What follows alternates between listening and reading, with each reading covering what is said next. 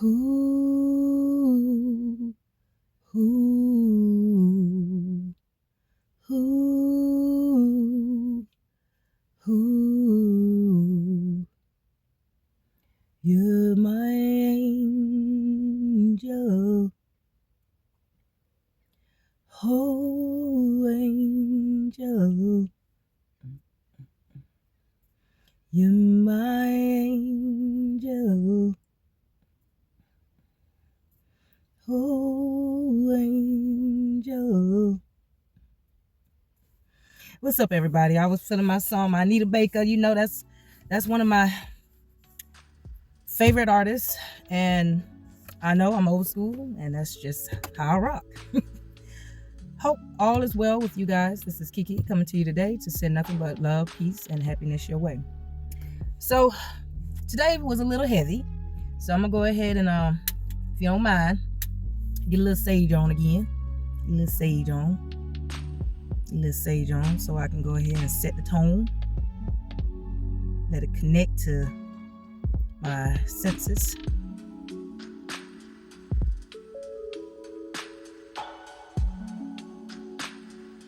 Alright, come on, wake up, wake up, wake up. One thing about having sage, you got to make sure that it's not wrapped too tight, because sometimes it'll be hard for it to kind of circulate with the oxygen and do what it needs to do as far as, yeah, it was one of them days. Oh boy. So I understand why half of the class acting a fool, and that's because they're over it. They are ready to go. They are ready to get their summer started.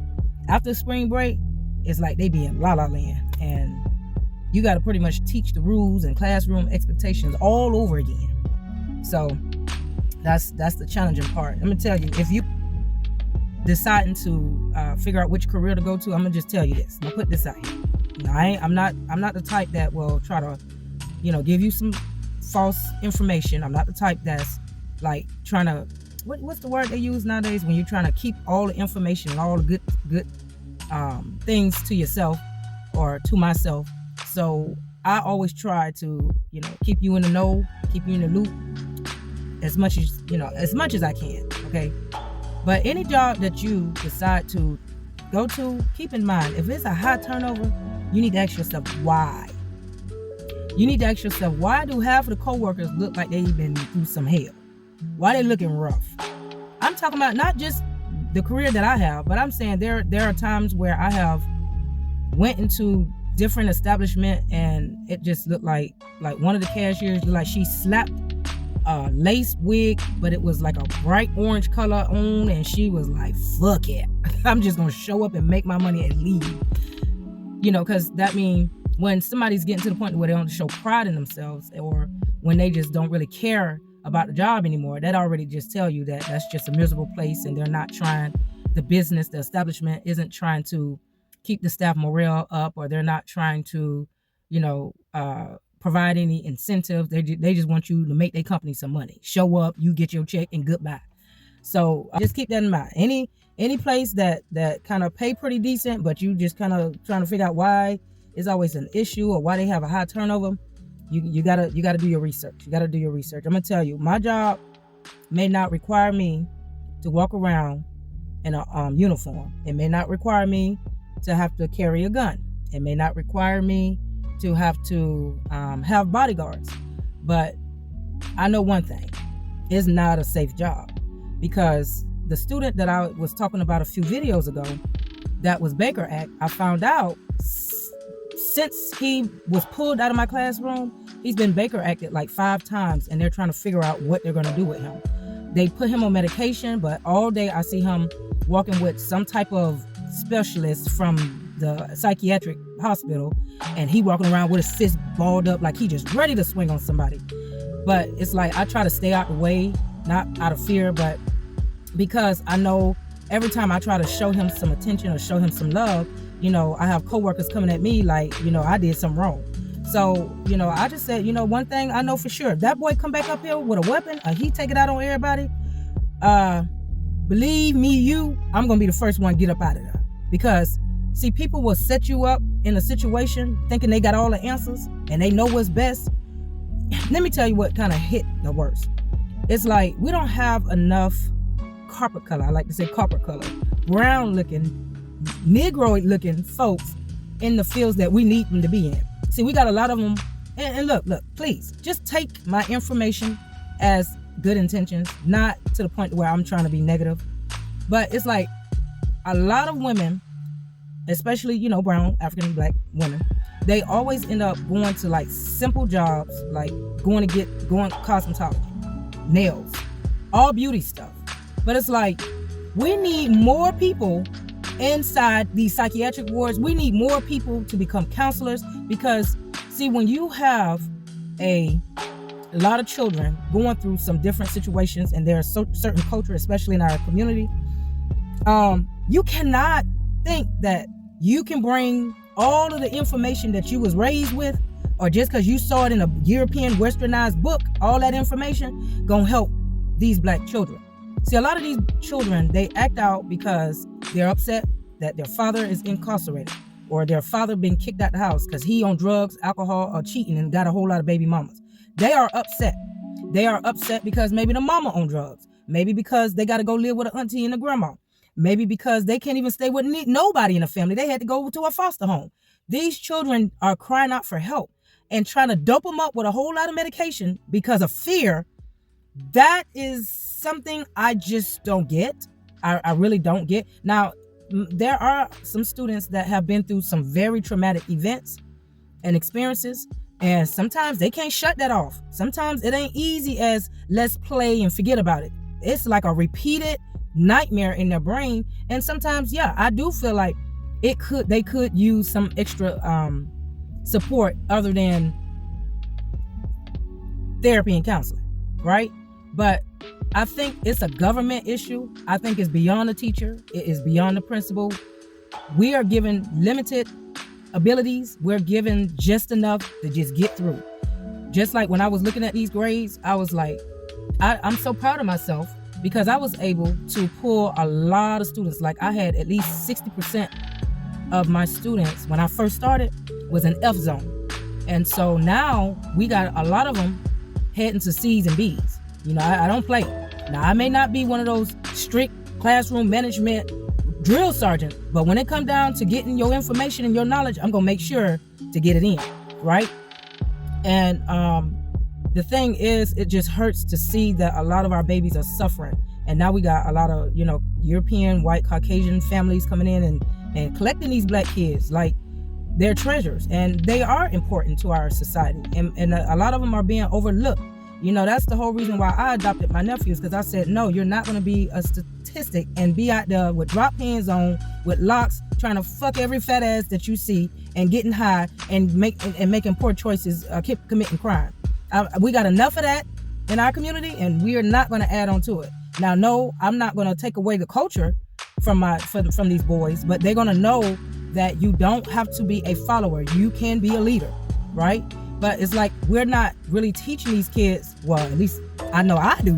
But I know a lot of teachers are so quick to be like, you know, you're going to listen to me, or you're going to get a referral, or you're going to be kicked out, or I'm going to take away this. Or, you know, they hear that a lot if they don't sit down and listen to this boring information, because it is boring. Half the time I'd be like teaching it.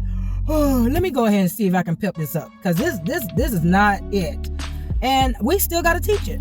And so when children are sitting through some shit like that, then once they finally give in because somebody offering some lollipop, blow pops, and M&Ms, then it's like a repeat of the same behavior. So, okay, they done got candy this morning. Now they with another teacher going through the same thing. Now she giving them candy. And then they're with another teacher and going through the same thing. I never bought candy, but one of the teachers was like, here, trust me. You need to give this to your students. You're going to get cooperation. But I don't want my kids working for them damn candy.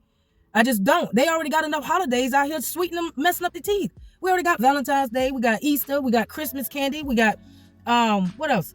Let me see, going around. We got St. Patrick's Day chocolate coins. Then you going around, we got what's the other holiday? Well, 4th of July, they're more about barbecuing. So that's a whole lot of pork and stuff they filling people up with. Then you going around the corner, then you got Halloween candy. And then you go around the corner some more, and then you got Thanksgiving desserts, cakes, pies, and all of that kind of stuff. And then you're wondering why these kids starting out at a young age with diabetes. So it's like, I could sit here and preach all day about it, but it's going to take a collective to make a change in our society, because it's like you setting the kids up for failure. If it's not mental, emotionally failure, it's physical failure. And then, because I just recently found out one of my students was having kidney issues already. So I'm like, oh, do y'all ever get a kid water? And I was thinking, okay, when she came in the other day, she had a giant bottle full of, looked like fruit punch. But then she kept asking me, can she go to the restroom? And I'm like, oh, didn't you just come out the restroom? Like she kept going back after back after back. And I'm like, you really missing a lot of this information. And then you're going to ask me what to do because you keep running back and forth to the restroom. And come to find out she got some messed up kidneys. 4th grader, already messed up kidneys. Now, I really thought it really happens to the alcoholics. But now we got little children coming up with. Another student of mine found out she's diabetic.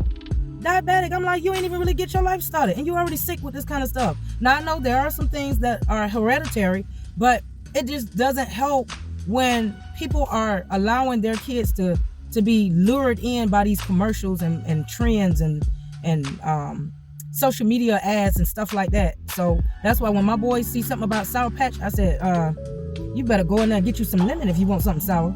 I'm not finna sit here and fill you up with no Sour Patch candy. And plus, they already put pork in candy. I'm like, dog, they put pork in marshmallows. They put pork in Confederate sugar. I'm like, when can we eat something without having pork in it? So to me, I feel like, they say the government, they consider our parents. I think they purposely trying to make us sick because we're worth more dead than alive. Research it. Moving on. So, mainly, I really was thinking very hard and heavy. I'm always thinking. And I know I'll be having people at the edge of their seat because it's like, whoa, when was she going to say this time? What's she going to say this time? Well, I was thinking about how people, and this is adults now, I'm off the kids, people love to compare or compete with trauma. People love to compete and compare trauma, okay? And so what I mean by that is, here's some examples. I was actually talking to a family member the other day. And so they'll start off, hey, how you doing? I'm like, okay, what's going to be? Because I can't even trust that. It's a shame. I can't even trust a, hey, how you doing? Because I know it's going to be something. I'm like, I'm good. I know I ain't in no big 2-story house like I used to be. And no, my bank ain't where I wanted to be, but I'm good. I'm mentally, emotionally, I'm at peace. I'm good. And so then they start listing, man, I'm tired of this shit. So-and-so using up my electricity. So-and-so always letting that bitch ass nigga come around the baby and knowing he on drugs. I'm getting a whole list of all the complaints that's going on in their life. But then they feel like venting to me about it, that's going to help make it better. And I said, okay, I understand. Well, have you tried to set boundaries? Have you tried to speak up about what you dislike? Now, you can't go in there cussing somebody out when you just invited them in your world. You can't go in there and try to make it seem like somebody is really destroying your life because you already knew what kind of problems you was going to get when you came in. You just ignored the red flags. So I said, you know what? I'm just going to share my list of problems. So when they shared their list, I said, okay, well, this is what I'm going through. This is what I'm going through. But see, I ain't going to let it get the best of me because I know who got my back and I know how much I can bear and I know what is worth stressing over. See, back then I used to be like, oh God, am I doing good on my job? Because I don't want to lose my job. As long as I got life, health, and strength, I'm going to get another one if it don't work out with that one. I'm not going to sit there and stress over somebody else's business. Oh my God, somebody going to fire me because I can't make their bank some money? I'm working for their company, their establishment. Nah, I used to, but nah, I left that people pleasing shit behind. But yeah, walking around, oh my God, all my bills, man, I know how to survive. I know how to survive, and I don't even have to commit a crime. I don't have to sell my body, but I know how to survive. But it's like, people have a habit of just complaining, and then they'll try to give you a list of, it's almost like dumping or projecting their negative energy onto you, and they're trying to transfer it. So now you walking around trying to figure out, well, I'm aggravated. I had a pretty decent day. Why am I aggravated? Just like I get annoyed when I talk about my students misbehaving and all the things they're going through. But it's like, once I kind of have a moment to myself and I reground myself, then I'm back. Let's go. What's next? What you want to do? What's up? I don't sit there and wallow in it. I mean, and there's moments where I had, times where I wallowed in some sorrow. I was all victimized. I was like, whoa, me, my ex did me wrong. And I know I ain't gonna be the first one he do wrong. And I mean, I wasn't the first one he did wrong. And I know I won't be the last one. When people don't want to grow, they repeat behaviors. So when I am trying to explain or try to share a message of information, it's just to encourage you. It's to help you avoid a lot of stress. Because see, I notice when parents are stressed, whether they're teenagers, they take that stress out on their babies or their children. And then guess what? Their children come to my classroom and take that shit out on me. And I'm trying to figure out, okay, well, all I did was said, sharpen your pencil and take out a piece of paper. You slamming the paper like I told you to clean up my whole house and the toilet. But it's like they already be aggravated from whatever their mama done dumped on them. Their parents be like, you ain't finna be nothing, just like your damn daddy ain't nothing. There are parents that speak death into their child, and that's why we have children around here Baker acting. That's why we have children around here running away from home. That's why we have children around here committing crime. They'll rather be in a juvie detention center than be at home with their own mama. So yeah, just be mindful of that. Be mindful of how you portray, or how you got to know how to turn it off. Yes, we all get frustrated with a lot of things and wish things would be different. But you got to be mindful not to dump that onto anybody else. Go hug a tree. Dump it on the tree. Go hug a tree. Take your shoes off. Make sure you don't step in no ant pile. Trust me, you don't want to do that.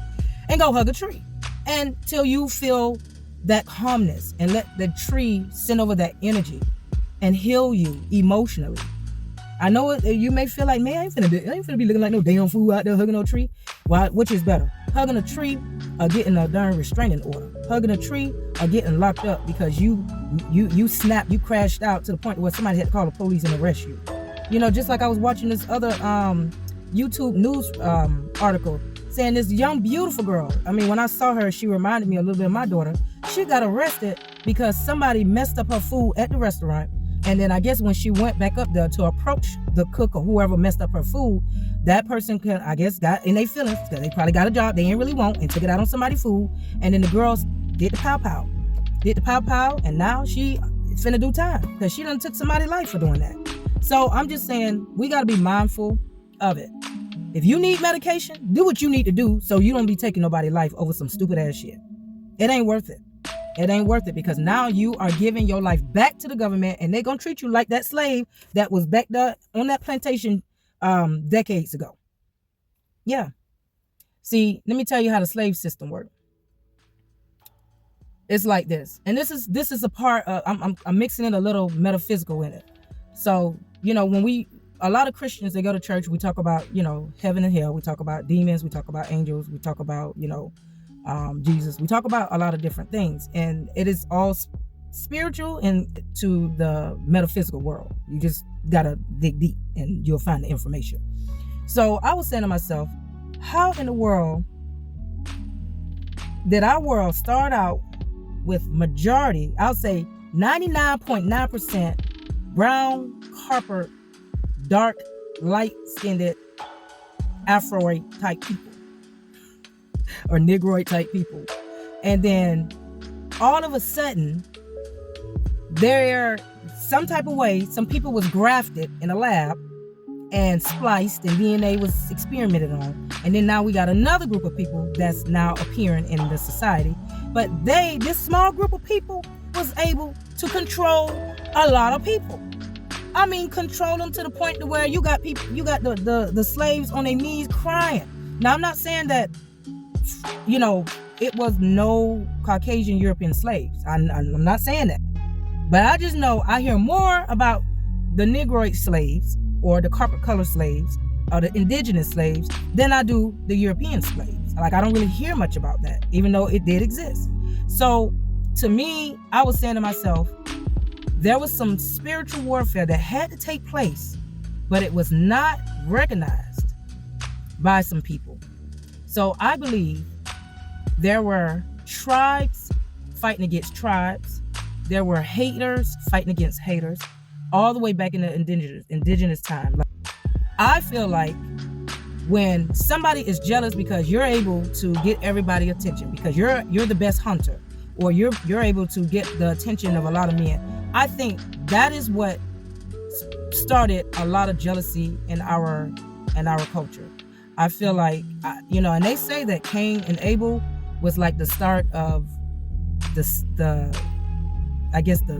war of the sin or the jealousy and things like that. But I think it's beyond that. I think it's beyond that. And I'm not going to ever believe that, because they always say God is a jealous God.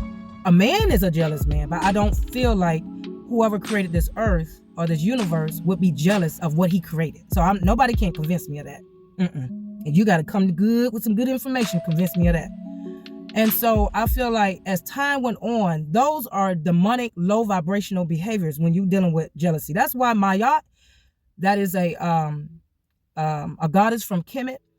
You can do research on that, but that is why commandments was put in place. And it was actually more than 10 commandments.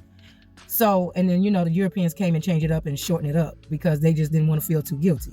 Much like the man who sung Amazing Grace. He came up with that song, that lyric, after he slaughtered a whole lot of slaves for no damn reason. And then he came up with Amazing Grace. And then we got a whole lot of black communities and little churches just singing away Amazing Grace and don't even know the history behind it. Just like the Star Spangled Banner. Oh, say can you? Oh, this girl can sing. Oh, go ahead, Whitney Houston. Go ahead. All these famous singers singing the Star Spangled Banner and don't even know that it is pretty much a song that was degrading black slaves or pretty much mocking them. But then, yeah, everybody get up for it. And they get up with pride and they know them lyrics. Anyway, let me get back on track. So I feel like when you got a lot of people walking around with demonic spirits, which makes you want to be jealous, steal, kill, then you attract more demonic spirits, right? We all have our good and bad sides, like I said in my other video. But you got to know how to balance it out and know when to use the demonic spirits, not to go after somebody intentionally just to throw them under the bus or just to see them suffer, but to know how to stand up for your rights, okay? Just like Malcolm X. No, he wasn't no killer. He didn't just wake up and say, hey, I just feel like shooting all the white folks. No, he wanted to show black folks that you got an important duty and voice just like the Europeans, just like the white folks. And if they come at us with some guns, then we ain't finna run with like a scary dog, coward dog with his tail between his legs. We will come out with ours too. But the thing is, I feel like when I fast forward to this day, I still see the same type of behaviors where people are battling with balancing the good and evil side of them. The good representing the angel, the bad representing the demons. And I feel like when you have collected a whole lot of demons, whether you can get it through sexual interactions, messing around with what they call them, hoes, and you can't control the urges, so you collect their demons and their succubus, and so next thing you know, you in prison for being a pedophile, or you in prison for raping somebody because you can't control those demons. And so I see it like this: once you know that you are full of demons, and then you wondering, dog, I got a lot of people in my corner, but ain't nobody helping me grow. Everybody cool with me being drunk because they say I'm the funnest, coolest person. Everybody cool with me because I go to the club because I'm always buying the drinks. Everybody cool with me because I know I got access to the good weed and I like to share. Everybody all in my corner because I'm doing low vibrational stuff, right? Not saying that you can't have fun, but it's a balance for everything. It's when you abuse stuff, you're gonna have side effects. So you wondering why everybody in your corner, when you collecting all the hoes, man, I bagged another one. I'm on my fifth one, and this day 3. When you got that going on, you got women talking about, man, I put it down on his ass last night, and he finna break off a bag with me, and I'm good until next week. When you got people walking around with low vibrational behavior and thought process, and their demons are more active in their life than the angels, then that's when they attract others. And then that's when people feel like, I'm gonna take advantage of you, or I'm gonna hurt the good ones that's balanced, or what they say, the chosen ones. I'm gonna hurt y'all and make y'all feel less than because y'all ain't like us. See, I got my demon crew. I got my crew that'll steal for me, that will jump a girl for me, that will jump a guy for me. I got my gang. I got my thugs in the back. Oh, they down with anything. If I tell them to book over so I can buck them, they'll do it. That's because they have demons, and there's different types of demons. There's the demons that's aggressive. There's demons that's like depression. Depression to me it starts with the D and a D and E, and I feel like it's tied to demonic type feelings, because anything that makes you sad and don't appreciate the life that was given to you. Do you know how many babies don't make it past 2 weeks? There's many babies that don't even make it full term. And when you are given the gift to be able to make it through, yeah, you may go through some hell being delivered. You may go through some childhood trauma, but you still got your life, health, and strength, and you able to make it through all that shit, and you still standing strong. Yeah, you might suffer from a little PTSD, but you still can make choices. You still got your freedom. You can protect yourself now. There's no reason for you to allow depression to get the best of you. And I had to beat my own ass, to wake up and smell a coffee and realize that. Yeah, sometimes we got to do that. Just like recently, I had to grieve the death of myself, my old ways of thinking. I was like, oh my God, this is so scary. I'm so used to just having just these sad moments, and people just don't understand me, and I don't think I'm supposed to be here and alive, and my husband doesn't love me no more, and my kids, they don't respect me because I left their dad. I used to sit in that funk, and that was demons just attacking my brain, trying to get me. Yeah. And then that's why I was able to go out there and attract low vibrational guy friends. I was attracting people that was low vibrational. Like one of the good friends I have, and I love her, and she's sweet and she cool, but every time she would call me, it would be so depressing, because she would be dumping her stuff on me and I'd be dumping my stuff on her. We up there looking like damn food, sounding like damn food. Yeah, you mean your husband actually went across seas and he actually pretended that he didn't have a family? You mean your husband actually slept with a married woman and he's married? What kind of bullshit? So she telling me all about what her husband did to fuck up her life, and he running from child support, and I'm sharing all my issues about what my husband did. He cheated on me and then got mad at me because I didn't want to stay with him. So we exchanging all of these demonic, low vibrational energies and trying to figure out why we ain't growing, why we ain't getting nowhere. So I had to kind of cut back with love, and I know she probably felt like I was like too good to talk to her, but I said I can't grow. I cannot grow because I'm constantly repeating that same discussion, and I want to hear growth. I'm just urging for it. When you get a certain age, it's like you get tired of the same bullshit. Like back then, I was a big fan of being a patriot for the United States. Now it's like when I see shit, I'm like, you mean to tell me we are so excited because we sending troops over to another country to blow up schools, blow up family homes, but then we get to come back home and enjoy our life and act like ain't nothing ever happened? That's why we got people out here on medication. They don't tell you that, yeah, come join the army, but they don't tell you ain't gonna come back normal. And it just sickens my stomach. And then that's what my one of my boys just told me. They are now trying to come up to the school and recruit middle schoolers. The hell? Trying to make them think like you can't survive in this society without joining the army, and we'll pay for your stuff. We'll give you a choice of a nice car. Yeah, we'll give you a check every month. There are side effects to everything, especially when it comes to the government, especially whichever color is in charge and running the world. So, like I said, don't get pulled in a mess. If you know that you got a group of friends and they always hating on somebody, they always jealous, that's the demons that's working within their system. And then they thinking, oh, we gonna go to church and dress the baddest. We gonna be some bad bitches in church with short skirts on, luring all the married men. But then you still trying to figure out why your life keeps fucking up on you.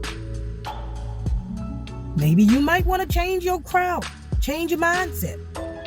You know, people going in church crying because I can't get rid of this weight and I'm not happy. Love your body and your body will love you back. Don't let the demon lure a whole lot of donuts in your lap. Don't allow people to be like, man, we finna have a cookout every weekend, man. Where the ribs at? And then you walking around trying to figure out if you gonna make it. The doctor telling you that your whole body kicking your ass because you ain't taking care of it. So that's all I'm saying, y'all. Just know depression is a form of a demonic spirit that's trying to make you unalive yourself. When somebody is depressed, they're trying to pretty much are insecure. They're trying to take that demon that they're battling with because they scared that, man, somebody might really know that I'm really fucked up in the head, but I'm gonna look good because I'm gonna get me a woman tonight. She ain't gonna know I'm fucked up in the head. She ain't gonna know. I'm gonna put it down. I'm gonna throw it down in the bedroom, but she ain't gonna know that I'm insecure and wondering if my size long enough. I'm scared because I don't know if she'll be happy with a 6-inch. You know, that's what men are walking around with, that insecurity. You know, we got me. Do you think I'm cute? Do you think do you need my validation? You look in the mirror, you know how you feel about yourself. I'm trying to see what kind of heart you walking around with. Because if you walking around with a heavy heart and you hating on your brothers and you cheating and taking advantage of your sister, that means you got demons. And I don't want no more demons in my life. Oh no, I grew up around a lot of them. Oh no, watching people go in and out the church and still go out there with them demons, and they be like, you know, trying to judge other people when they carrying demons. Oh no, I don't got time for that. Nah, my son was like, Mama, I'm worried because, you know, I heard that cavities cause heart issues. You can die from a cavity. I said, yeah, you can die from a lot of shit. You just got to start taking care of your teeth. Yes, you got to start taking care of your teeth. And let me tell you one thing. If you decide to go to the dentist, they're going to try to double charge you and take your teeth and clean it up and probably put it in somebody else's mouth. I'm just letting you know. They have a way of bringing the teeth back. They got the technology. And you around here paranoid. You just got to take care of your stuff. Like I said, you take care of your body will take care of you. You know, you can't be eating candy and then go to bed and don't think that it's going to catch up with you. You know, they put sugar in everything. That's how it is. So I'm going to go ahead and conclude it here, y'all. I just wanted to kind of share that with you. And I will be in touch. And with love, peace out.